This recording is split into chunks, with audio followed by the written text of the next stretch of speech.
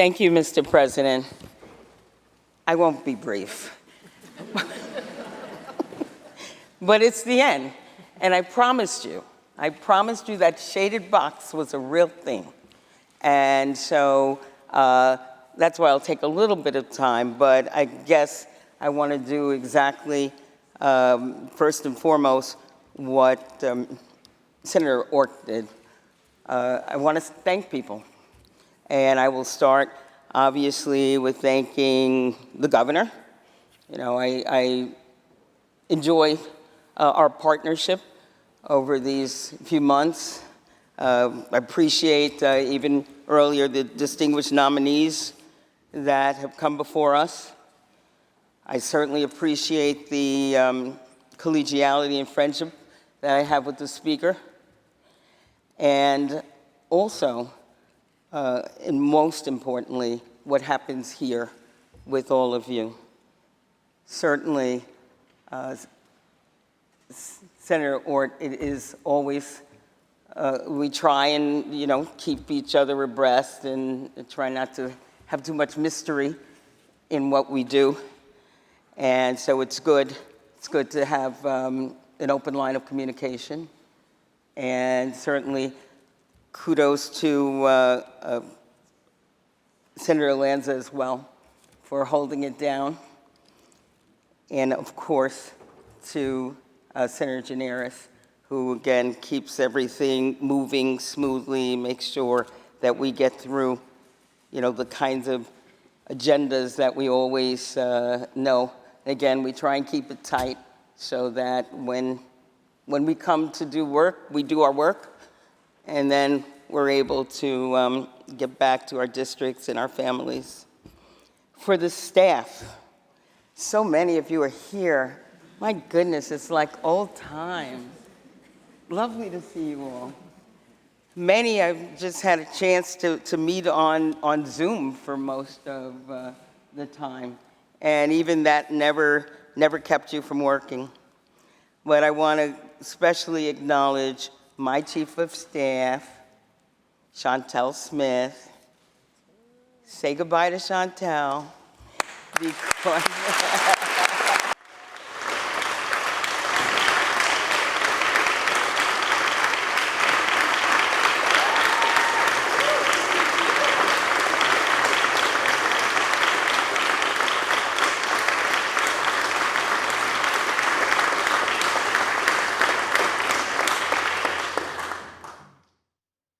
years with, okay, we'll stop. I asked her, I said, should I say something? No, yeah. We love you, and we thank you. We watched you grow up in many ways. I think that's what happens here. You grew up and you left, extraordinary example. So let me give a shout out to my counsel, Eric Katz, Finance Secretary, Dave Friedman, my Communications Director, Mike Murphy, the Director of Intergovernmental Affairs, Lorena Moore, who's home with his brand new baby. In fact, all the people who've had babies since I've been the leader, raise your hands.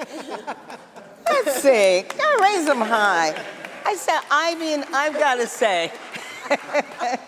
Come on, catch up. Okay. But I want to thank Jonathan Alvarenga, who keeps my life moving with all of my staff up there. Thank you so much for making my life so easy. And of course, I want to thank the Secretary of the Senator of the Senate, Ali Polino, for all the work that she does here in the chamber and beyond. And of course, Big Ben, everybody. You're gonna give a shout out to Ben.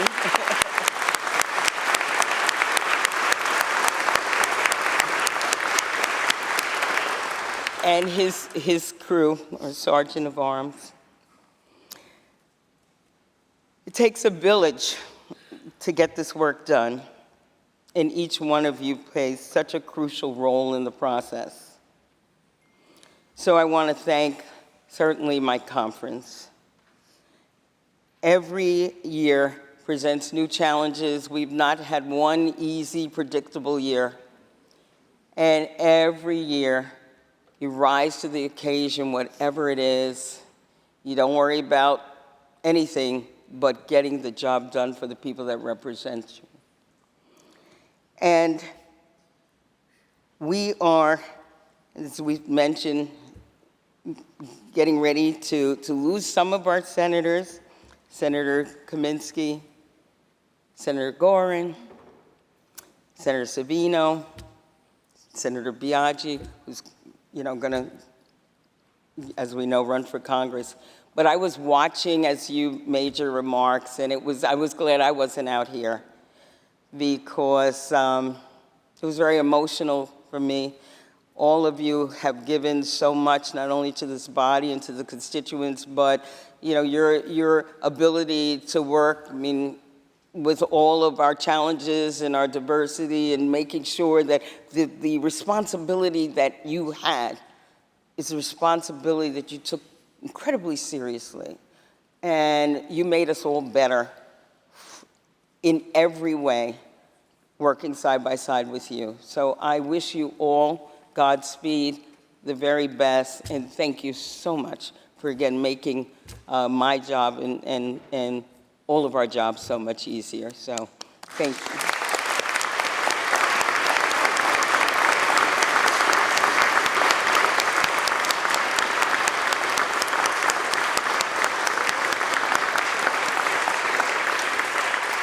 And to my friends across the aisle, thank you.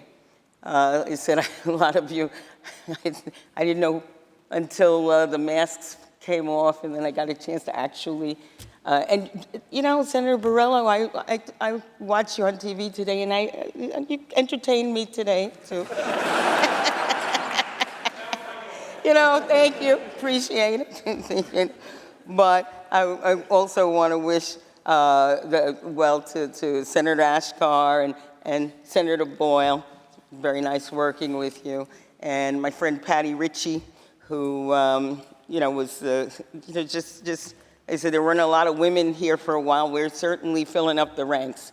But, I appreciate her and what she brought as far as, again, just being supportive in many ways. So, again, I wish you all well. And, I'll get on to what I'm going to tell you about what we did, just in case you forgot.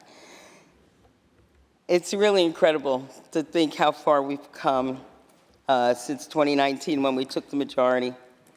Since then, we've navigated seismic changes throughout the nation and here in our own state. We led our state through a once-in-a-lifetime global pandemic, grappled with the unhealed wounds inflicted by systemic racism, rejected authoritarian ideals, rearing their ugly head once again. There's never been an easy year, but that's because we're committed to doing the hard work that's required to make progress. Every session, we show up to move the needle on core issues affecting our state and our constituents. Our conference believes that protecting people and advancing our common interest starts from the ground up. We've always worked to raise the floor for our most vulnerable while building systems that serve us in perpetuity. That's why from the beginning, we went to work to strengthen our public schools, build our economy, stand up for equal rights. We passed Reproductive Health Act. We bolstered our gun regulations, and we brought New York from worst to first in voter protection. When COVID hit and persistent inequalities were laid bare, we used it as an opportunity not only to seal the cracks, but to build stronger foundations from which to grow. We finally reversed the previous trends of concentrating wealth at the top and leaving everyday New Yorkers to kind of fend for themselves.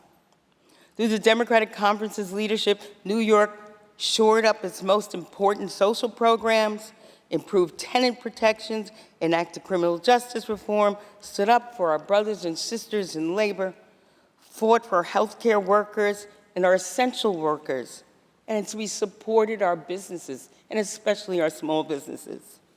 And this year, as we finally reach the end of the long pandemic tunnel, we doubled down on transformative programs that will improve New York for generations to come.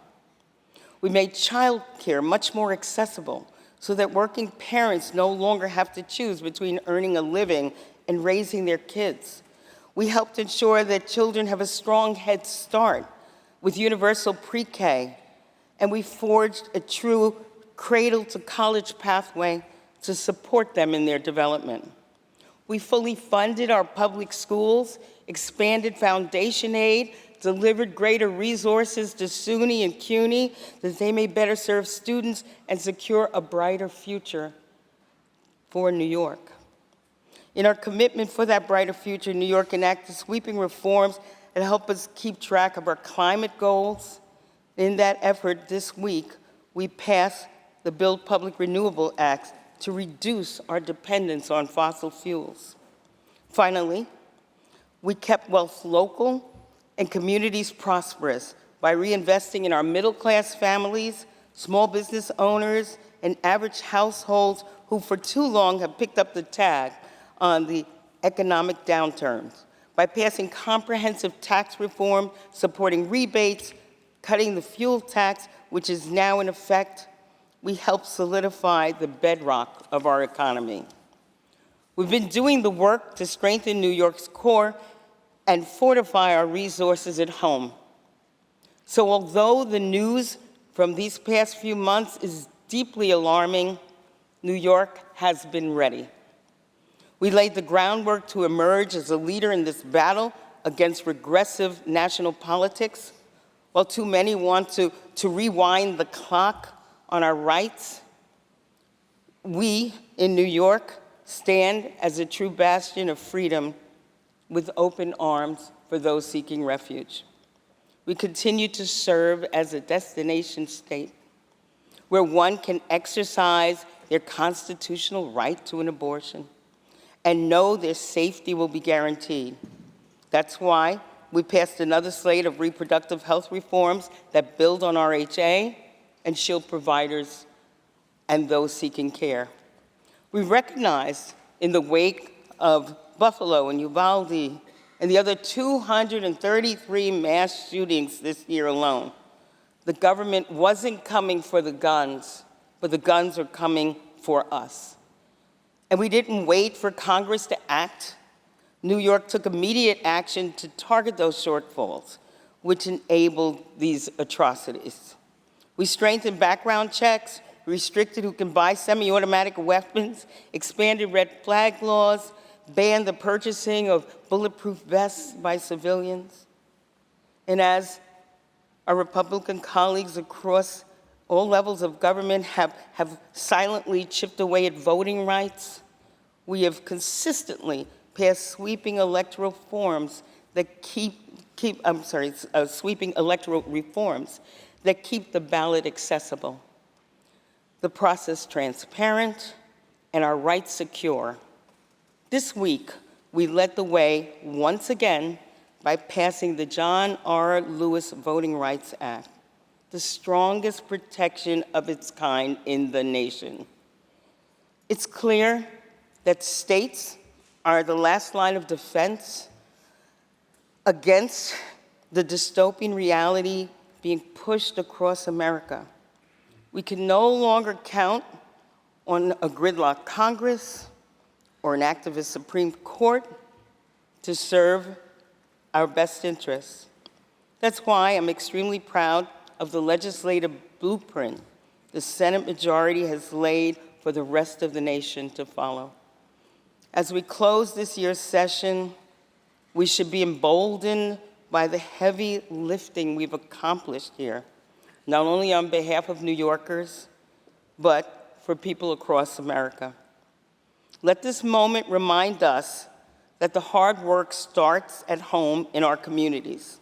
We have an obligation to make ourselves strong from the bottom up so we can be prepared to serve others at a moment's notice. Our nation will need us in the days ahead, and I know you will all return to your districts, tend to your constituents, and remember that their interests are in common with the rest of this country. Our freedoms are no more guaranteed here than in Texas or in Florida or elsewhere if we do not continue to fight. I want to thank all of you for this memorable and historic year, for all that you've done to shore up democracy and what we believe in. And I look forward to all of us returning and to continuing to serve the people of New York. I wish you a very happy summer, a summer of action, of course. I'm sure we will see each other somewhere. But again, Godspeed, and thank you so much for being part of this historic and amazing Senate. And before I go, sorry, Mike Martucci, you get the last word. Great success, and thank you all very, very much. Thank you.